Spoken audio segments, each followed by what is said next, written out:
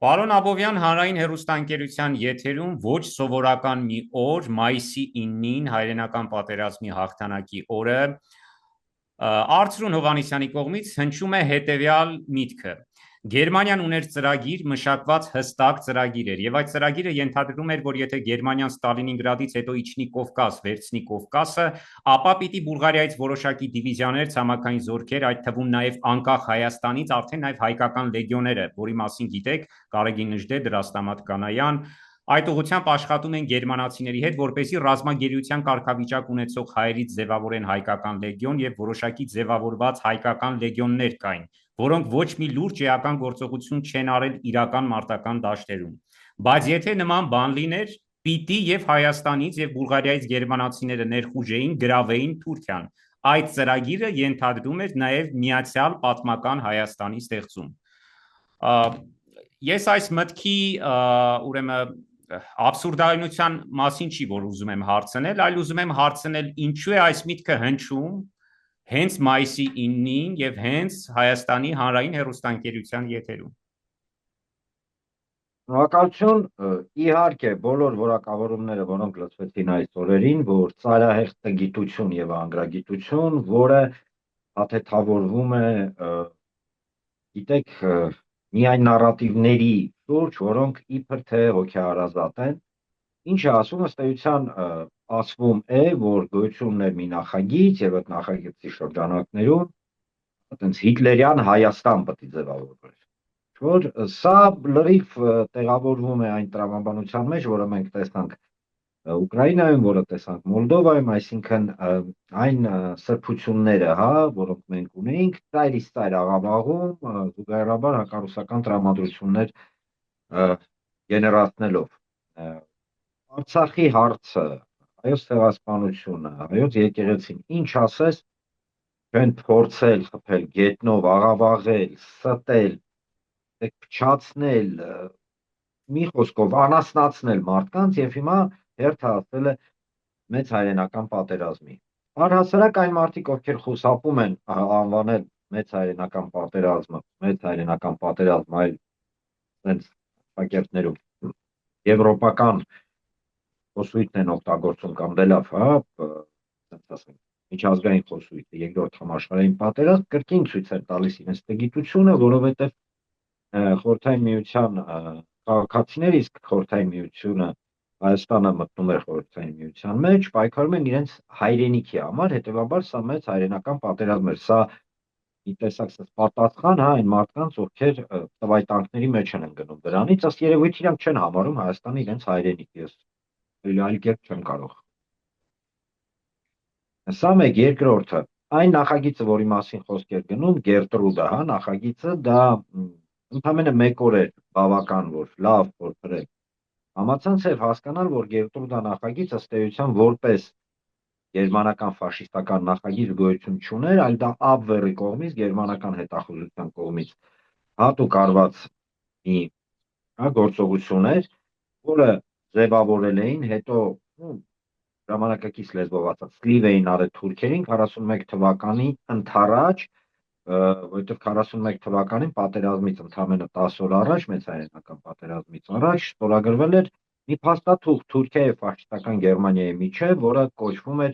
խաղաղության փաստաթուղթ կամ փաստաթուղթ իրար վրա չհարձակվելու,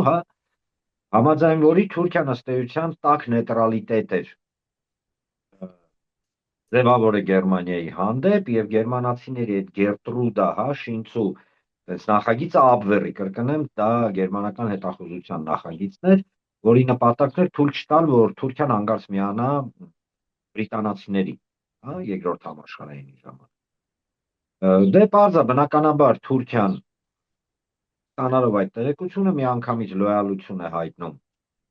գերմանացիներին, սակայն գալիս է մի սենց պայմանավորվածության, որ Թուրքիան կմտնի նացիստական Գերմանիայի հետ համատեղ պատերազմի մեջ, միայն այն պայից հետո, երբ որ ստացվի նացիստներին գրավել Ստալինգրադը, այսինքն ոչ թե Ստալինգրադը, հարավային շրջանները եւ Խորհրդային Միության նավթային շրջանները։ Դրանից հետո իրանք կմտնեն պատերազմի մեջ։ Այդ տեղեկությունը ինքը կա, ինքը ողողված է ընդամենը, ասենց համացանցով, այսինքն դուրս հանել Աբվերի հատուկ նախագիծը ներկայացնել որպես նացիստական նախագիծ մեծ Հայաստան կառուցել, այն պարագայում, որ նացիստները ունեին post անվանման նախագիծ, որը իրականացնում էին արդեն Խորհրդային Միության տարածքում եւ որը ենթադրում էր խորհրդային ժողովուրդների 75%-ի բնաջնջումը, մերն էլ այդ թվում, հայերինս էլ այդ թվում, շատ հստակ ցույց էր տալիս, որ այնինչ մենք լսեցինք, հա, ցավով եմ արձանագրում, հեռուստատեսությամբ, դա ոչ թե տգետ սուտ է, այլ սա ըստ էության ֆաշիստական Աբվերի, հա, նախագծի շարունակումն է արդեն մեր օրերին։ Նպատակը ինչն է? Նպատակը շատ պարզ է, մի կողմից աղավաղել, խլել նաև մեզանից այդ հաղթանակը, փորձելով նսեմացնել, ստորացնել, թեքել 300,000 զոհված հայերի գերեզմանին, առ-ոչինչ դարձնել այն սխրանքը, որը հայերը ոչ միայն Խորհրդային Միության ժամանակ, հա, Խորհրդային Միության կազմում, այլ նաև ֆրանսիական դիմադրության շարժման ընթացքում, եվրոպական դիմադրության, Միացյալ Նահանգների էքսպեդիցիոն բանակում հազարավոր հայեր էին կռվում ֆաշիստների դեմ, իրենց գերեզմանին թքել։ Ըստ էության եկեք անենք մի հետևություն։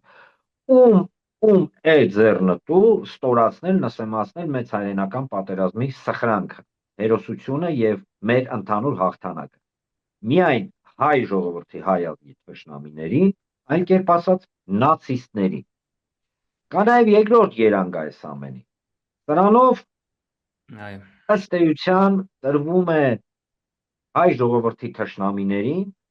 Թուրքիային, Ադրբեջանին մասնավորապես խաղաքարտ, որ իրենք հիմա դուրս գան, իսկ իրենք անպայման դա անելու են, եւ բոլոր միջազգային հարթակներում բղավեն, որ տեսեք, Հայաստանում նացիզմի ռեաբիլիտացիա է գնում։ Այսինքն այստեղ պասերով խաղ է էլի ընթանում թուրքերի, ադրբեջանցիների։ Նույնիսկ տենց եմ տեսնում։ Միգուցե դա տես չի, չեմ պնդում, բայց կարծես թե ամեն ինչ դեպի այդ կողմ է ցույց տալիս։ Կրկնեմ, սա հիմնավոր կասկած է, պնդում չի։ Հա, դրա հետ մեկտեղ զուգահեռաբար ծայրահեղ տգիտություն, ծայրահեղ ուղղակի, գիտեք, անհավանական տգիտության նշան է, երբ որ օրինակ վերցվում է մեծ ռազմական հանրագիտարանի մի փուչուրիկ հոդված եւ որպես հիմք է վերցվում այդ ամենը։ Խնդրեմ, կարդացեք, գիտեմ, չեք ուզում կարդալ Ժուկովի, Մարշալ Բաղրամյանի խորհրդային հա նյութերը, կարդացեք բրիտանացիներին, կարդացեք ամերիկացիներին, կարդացեք ի վերջո գերմանացիներին, թող թուրքերին էլ կարդացեք, որտեղ իրենք երբեք չեն էլ թաքցրել, որ օրինակ Ստալինգրադյան ճակատամարտի ընթացքում հայկական սահմանի մոտ կուտակված էր 40-ից ավել թուրքական դիվիզիա, որոնք պետք է ներխուժեին խորհրդային Հայաստան, դե պարզը կոտորած անեին։ Ճիշտ է, իրանք դա անվանում են միֆ, այս կարծեմ իրենց կյանքն է միֆ, իրենց ապրածն է միֆ, իրենց խոսքերն են միֆ, այսինքն յուրաքանչյուր բան կարելի է անվանել միֆ։ Օրինակ, կարելի է դուրս գալ հանրայինի եթեր, ասել, գիտեք ինչ կա, երկրագունդը որ կլոր է, դա միֆ է։ Իրականում երկրագունդը տափակ է։ Օրինակ, հա, շատ զավեշտալի համեմատություն, բայց մոտավորապես սա է։ Սա հերթական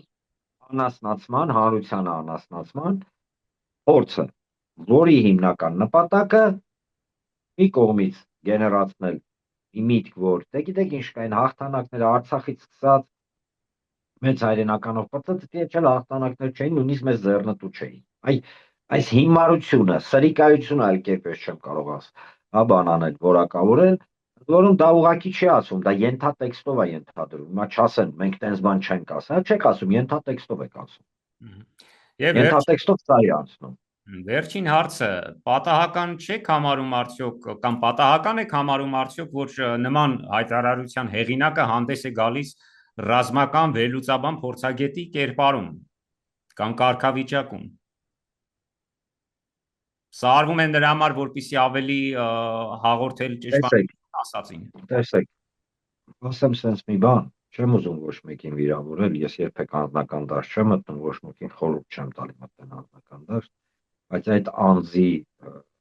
փորձագիտությունը ու ռազմական փորձագետ լինելը տեսան 44 օրյա պատերազմի ժամանակ, կարծում եմ այսքանը բավական է։